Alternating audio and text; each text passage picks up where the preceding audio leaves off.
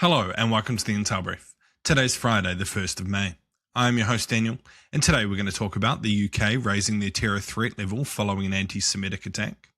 Iran has threatened a painful response if the US renews attacks on the country, and the UN says money owed by the US is non-negotiable. So firstly, the UK terror threat level has been raised from substantial to severe after two Jewish men were attacked in the northern London neighbourhood of Golders Green on Wednesday. The British Home Secretary said today the national threat level has increased to severe, which means that a terrorist attack is considered highly likely. She added that, I know this will be a source of concern to many, particularly among the Jewish community who have suffered so much.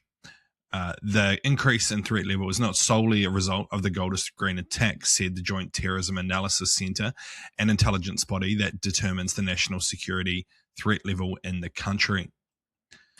So what? I think this is good to see, and clearly more needs to be done in the UK to stop terror attacks, particularly against the Jewish community. However, it is extremely difficult to stop lone wolf attacks, similar to the ones like this. You know, if they're not talking to people about clearly what they're planning to do, and if they're just kind of deciding alone in their own room, then it's extremely hard to stop. This is something that the Islamic State tried to focus in on by trying to get people to conduct lone wolf attacks without the need to inform or get training or, reach out to people in a network that could be then identified by security services. I think the UK police also needs to take a tougher stance. It's pretty good to see them coming out and protecting their police officers following this attack. There was a video that has circulated online in which two police officers are kicking the attacker in the head after he's been tased. And, this got a lot of kickback online saying that the police officers were overstepping their mark, which I completely disagree with. I think they were doing their job well.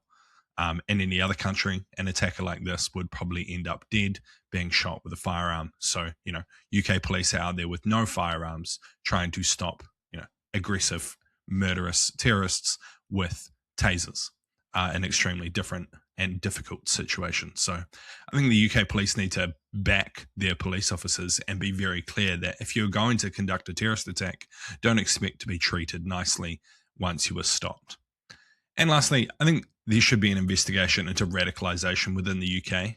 This has been highlighted by particularly the UAE recently, which is crazy to talk about, but they say that the levels of Islamic extremism within the United Kingdom are at an all-time high, and that they basically don't want their people coming to the country to receive education due to this. They particularly highlighted the Muslim Brotherhood as an extreme threat to the country, and they are banned in the most Middle Eastern countries.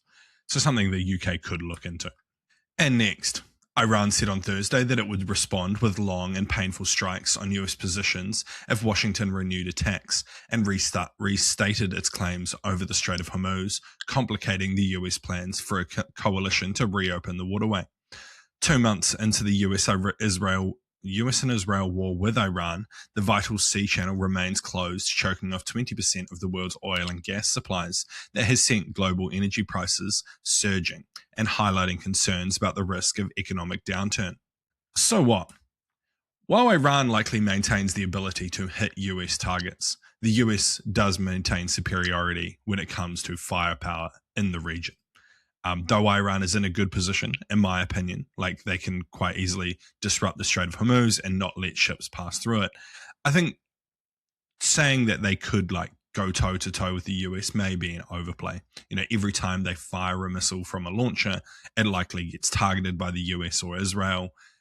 They don't have an unlimited amount of weaponry, and the US likely learnt from the last conflict about how Iran is going to conduct the battle. So, yeah, I think Iran might be kind of overstating their position here, and it's something that Donald Trump will likely not take too kindly to. However, I don't think the US is intending to go back into a kinetic conflict currently. They might do in the near future, but right now I don't think that is the plan. I think that will help the situation for them. And lastly, the United Nations Secretary General Antonio Guterres said on Thursday that billions of dollars owed by the US to the world body is non-negotiable after reports that Washington had placed conditions on releasing the funds. A news outlet reported this week that 2 diplomatic notes circulated by the US called for 9 quick hit reforms as a condition for releasing more funds, including further cost cutting and moves to counter China's influence in the United Nations. So I think it's quite funny, like demanding billions of dollars from the United States. How does the UN hope to force the US to pay? The UN is just like an arbitration court, basically, where people discuss what they want to happen. They don't have any ability to, actually do anything. They don't have the ability to arrest people in a country. They don't have the ability to raise an army. I don't see how they think they're going to force the US. I don't think they're a necessary organization, but I do think this type of rhetoric is very unhelpful. And they have been kind of a bit misguided over quite a period of time. They've put countries with very bad records of human rights on like the UN Human Rights Commission, or countries with, poor freedoms for women on like the UN Board for Women's, I don't know the particular name, sorry. But yeah, stuff like that.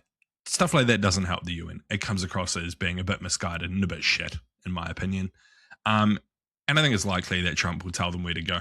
I don't think he really cares for the UN or actually gives a fuck what they have to say. So I think he'll just tell them to fuck off. And that'll be that.